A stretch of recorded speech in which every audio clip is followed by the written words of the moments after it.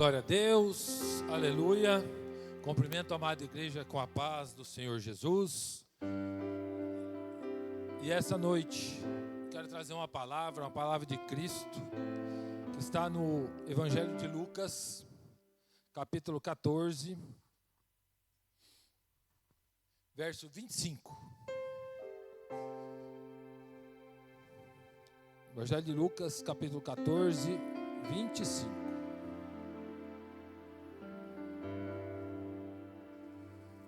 Quem quiser se colocar em pé em reverência à palavra.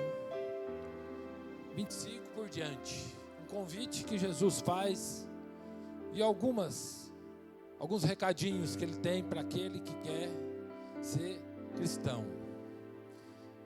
Está escrito assim: uma grande multidão ia acompanhando Jesus, e este, voltando-se para ela, disse: se alguém vem a mim e ama o pai, a mãe, a mulher, os filhos, os irmãos, as irmãs, até a própria vida, mais do que a mim, não pode ser meu discípulo. Aquele que não carrega a sua cruz e não me segue, não pode ser meu discípulo. Qual de vocês, se quiser construir uma torre, não senta primeiro para calcular o preço e verificar se tem dinheiro suficiente para completá-la? Pois se lançar o alicerce e não for capaz de terminá-la, todos os que a virem zombarão dele, dizendo: este homem começou a construir e não foi capaz de terminar. Ou qual é o rei que, pretendendo sair na guerra contra outro rei, não senta primeiro e pondera se com 10.000 é capaz de enfrentar aquele que vem contra ele com 20.000? Se não for capaz, enviará uma delegação, enquanto o outro ainda está longe, e pedirá um acordo de paz. Da mesma forma, qualquer de vocês não renunciar tudo o que possui, não pode ser meu discípulo. Pai amado, Pai querido, o Senhor é maravilhoso, o Senhor é poderoso, o Senhor é forte. Todos nós somos aqui seus seguidores, nós queremos ser cristãos perfeitos na sua presença.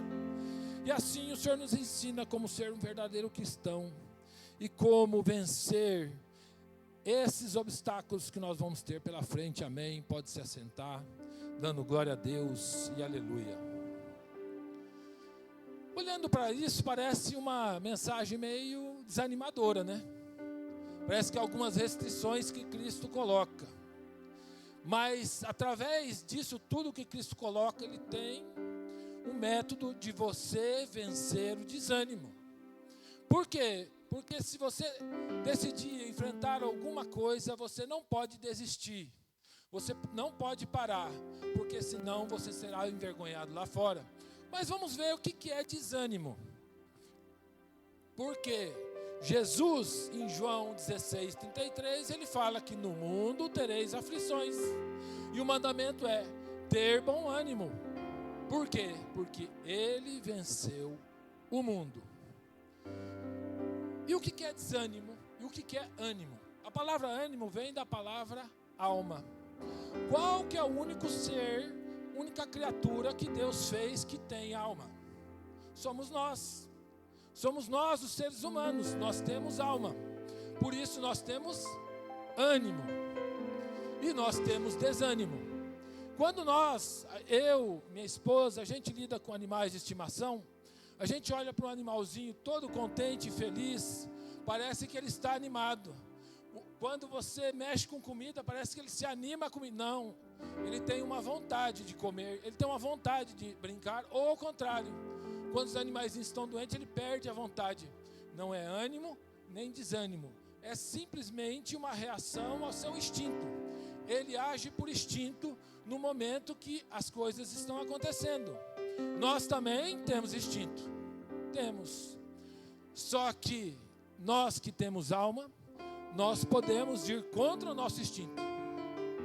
Se você está diante de uma coisa que é desanimadora, você pode ter ânimo e enfrentar esta coisa. O animal, se ele vê algo que é perigo, ele foge. Ele não vai de contra a adversidade. Nós que temos alma, sim. Ele não olha para o futuro também. Nós que temos alma, nós projetamos coisas para o futuro. O animal, ele reage. Nós agimos. Ele não tem entendimento. Ele tem um instinto de fazer ou não. Nós decidimos se fazemos ou não fazemos. Nós somos diferentes. Então nós não agimos por instinto. Creio que tem pessoas que agem como animais, aqueles que estão aí no mundo, mas nós somos diferentes. Mas nós somos sujeitos a desânimo. Nós somos sujeitos a desânimo e Deus e Cristo falam para a gente ter bom ânimo.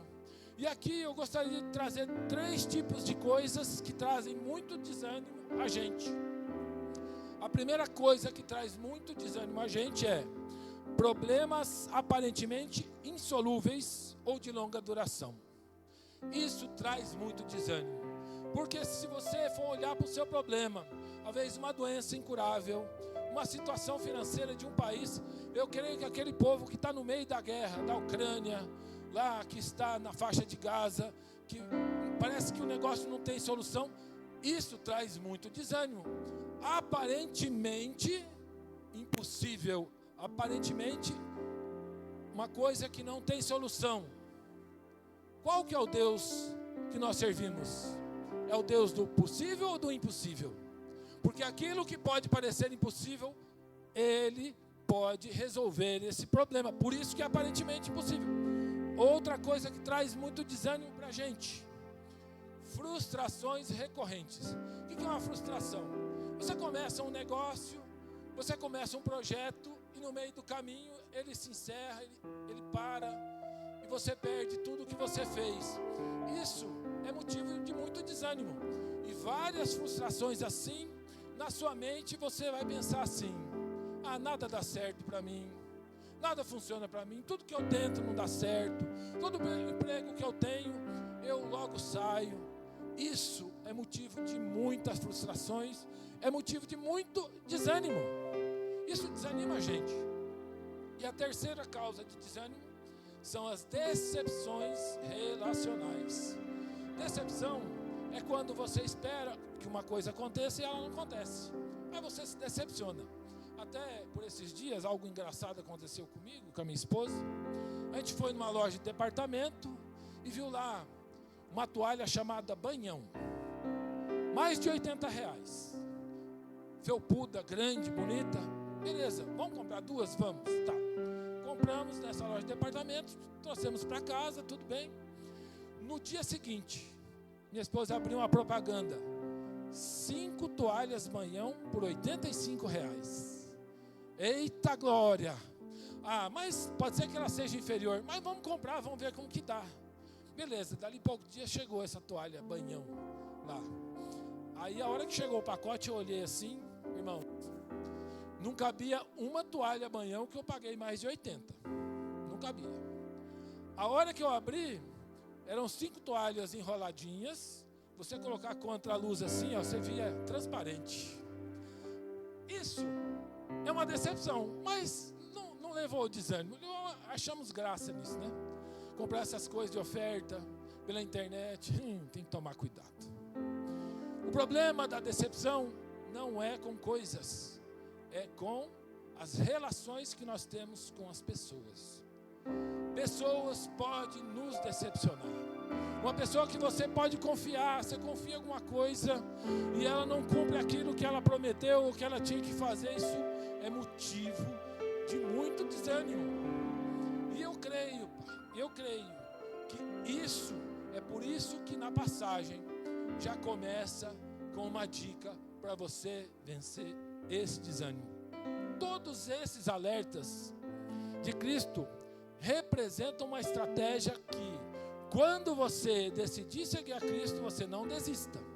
E nesse caso, nas decepções, quando você vê que se você ama mais a mãe, o pai, o irmão, o filho, o amigo, mais do que a Deus, Deus nunca vai te decepcionar. Deus nunca vai te decepcionar. Você pode estar pedindo algo e Ele está demorando para responder, mas Ele vai responder. E isso não pode ser motivo, porque um pai e uma mãe, está na palavra, uma mãe pode abandonar o filho, mas Deus jamais te abandonará, jamais te decepcionará. Isso é um motivo que, mesmo quando alguém nos decepciona, isso não pode ser motivo de desânimo, porque eu tenho um Deus que não me decepciona jamais. Segundo, carregar uma cruz. As pessoas falam assim: não, Jesus já carregou uma cruz para mim, eu não tenho que carregar cruz nenhuma. Mas a minha cruz não é a cruz de Cristo. A cruz de Cristo, irmãos, carregou todos os meus pecados, os seus, da humanidade, na cruz. E por isso Ele morreu. A minha cruz é o processo de santificação, que não é muito fácil.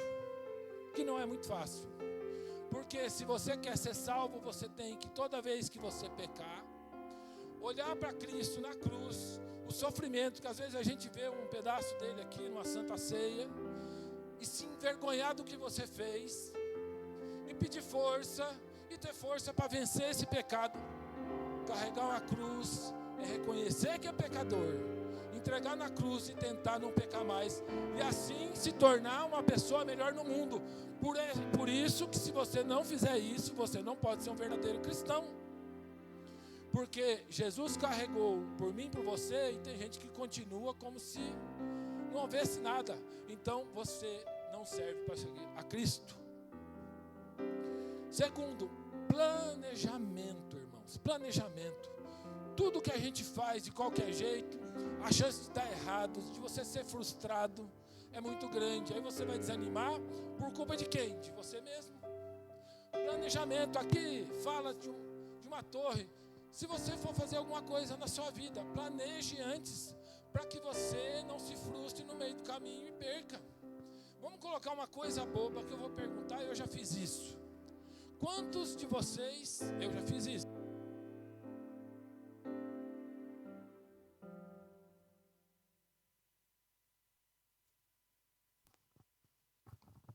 Quantos de vocês já chegaram no final do ano e falaram assim: eu vou ler a Bíblia inteira, do começo ao fim, nesse ano?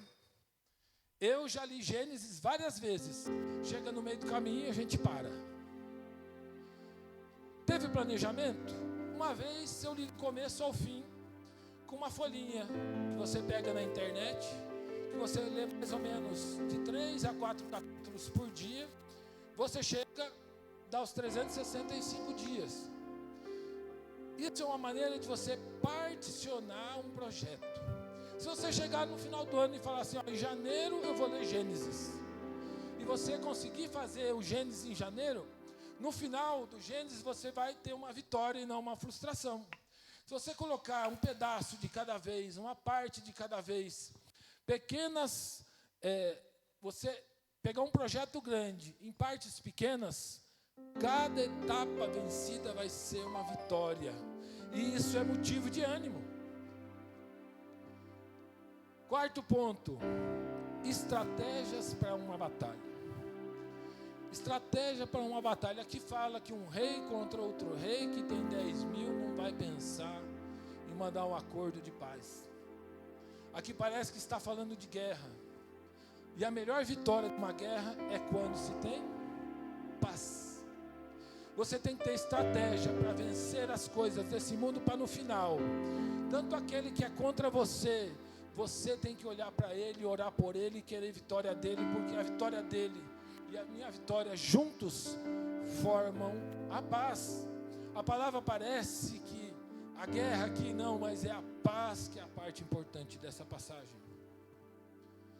E por último na passagem, renunciar a tudo que você tem.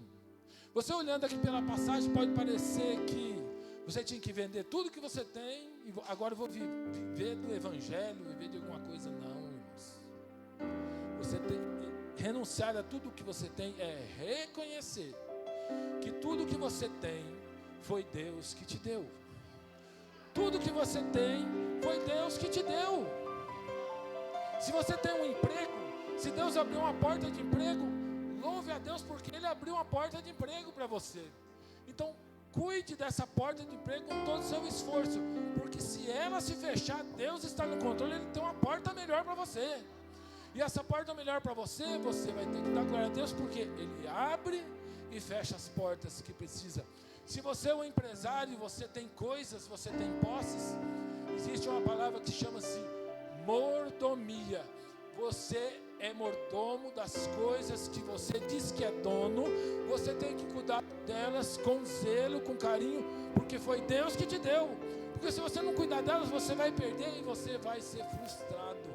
E aí vem o desânimo. Salmo 24:1. Do Senhor é a terra e tudo que nela existe, o mundo e tudo que neles vivem, porque tudo é do Senhor. Irmãos, não é fácil servir a Cristo, não é fácil abandonar as coisas que eram do passado, mas o esforço é muito pouco pela vitória que você vai ter na eternidade.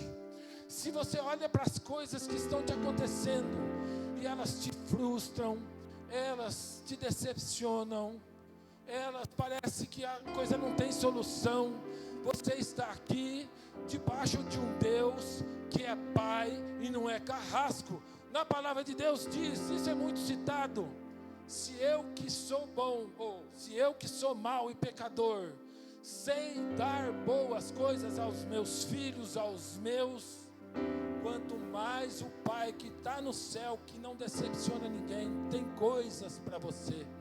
E Ele, por incrível que pareça, por mais que nós não mereçamos, Ele quer que você entre na presença dEle e peça a cura, aquela cura que os médicos não conseguem, Ele vai conseguir, e você vai ser testemunha nesta terra para pessoas que estão por aí desanimadas, ter o ânimo daqueles que são cristãos, porque sabem que tem um Deus no controle de todas as coisas.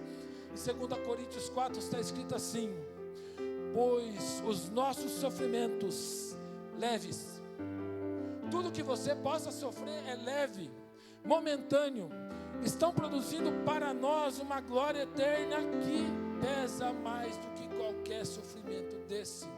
Assim, fixamos os olhos não naquilo que você está vendo, não no problema, não na decepção, mas no que se não vê. Nós temos um Deus que a gente não vê, mas se você está na presença dEle, você sente Ele, porque o Espírito Santo está aqui, e o desânimo vai cair por terra, e o ânimo vai fazer você levantar e sair para a luta, e a luta é de vitória, e a vitória é de paz, porque você vai fazer aquele cara que é seu inimigo ser seu amigo, e aquele que queria te prejudicar não vai te ajudar. Nós fomos criados, quando Deus criou Eva, Ele falou assim: não é bom que o homem esteja só. Por isso que o pecado de um atinge muitos, mas a bênção de um pode atingir muito mais quando você está debaixo desse Deus maravilhoso. Oh, aleluia. Josué 1:9. Não te mandei eu, sedes fortes, corajosos, não temas, nem te espantes, porque o Senhor teu Deus é contigo.